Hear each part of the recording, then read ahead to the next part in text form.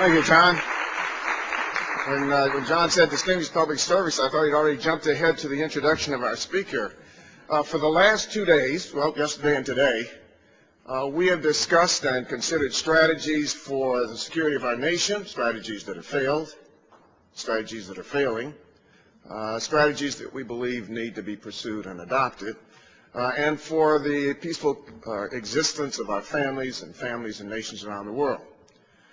Several themes have emerged from those discussions. Last night, Zbigniew Brzezinski in his wonderful address pointed out that one thing that's going to be needed for successful security strategies is a bipartisan effort at developing foreign policy. Now, there are those who say that bipartisanship is always the cry of the minority party, Senator.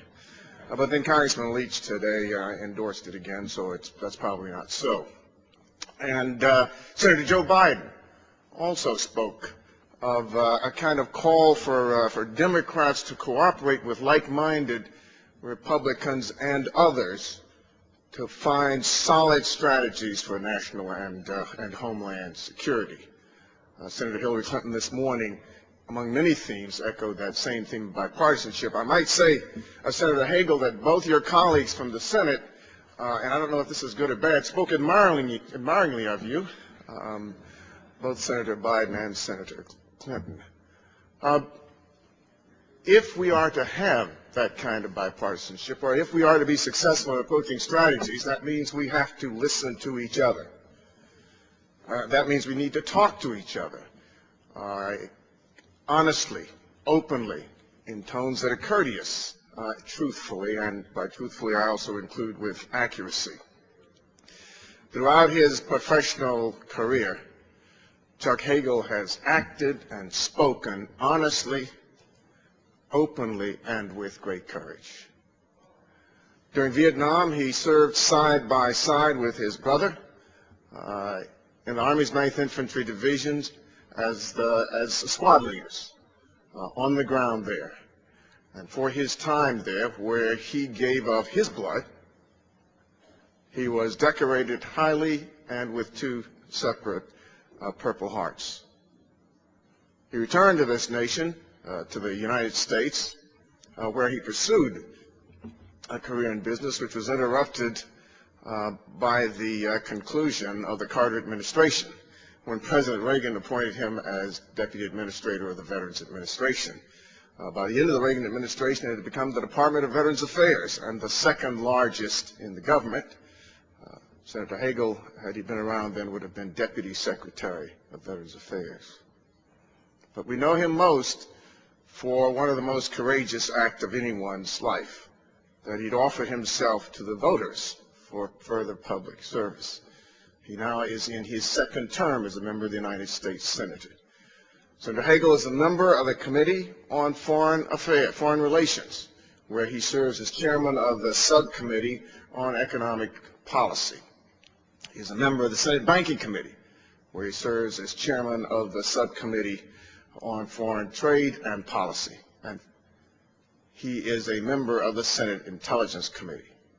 And he is also the co-chair of the the Congressional Executive Committee on China. Senator Hagel has had as the hallmark of his career a willingness in those biblical terms to speak truth to power.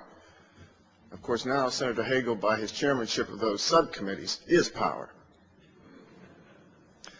Just last week, he attached successfully an amendment to the appropriations bill for Treasury and Transportation to make it easier to do business with Cuba. And he observed that it is not in the interest of the United States to be isolated from the people of Cuba.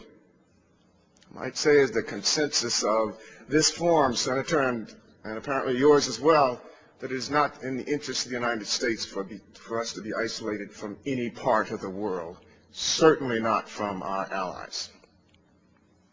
Let me say that in that respect, you will find no criticism here in this forum, Senator, of those men and women who serve today in uniform around the world. Indeed, had you had a chance to hear the last panel, you would realize it is quite the opposite.